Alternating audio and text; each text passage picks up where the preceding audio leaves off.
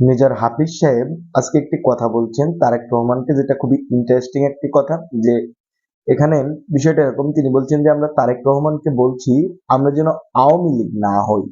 তো এটা আসলে কোন পার্সপেক্টিভে বলছেন? এখানে মেজর হাফিজ আজকে 17 আগস্ট একটা মুক্তিযোদ্ধা দলের আলোচনা সভা ছিল, জাতীয়তাবাদী দলের।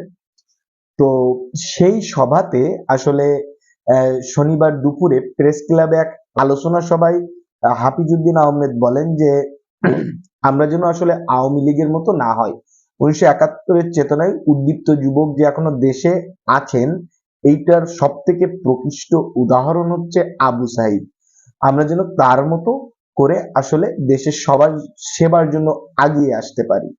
তো আবু সাইদ আরো সরি, যে হাফিজ সাহেব আরো একটি কথা বলেন যে আপনার এখানে পিলখানা হত্যাকাণ্ডের বিষয়ে কিছু আলাপ আলোচনা কিন্তু তিনি করেছেন, এবং সেখানে বলছেন যে যেহেতু হচ্ছে আপনার জেনারেল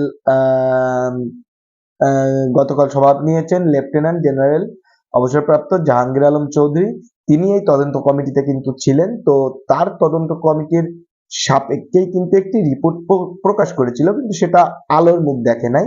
তো তিনি আশা করছেন যে তার সাপেক্ষে আবার নতুন করে এই তদন্তটা হবে এবং এটা একটি আলোর মুখ দেখবে।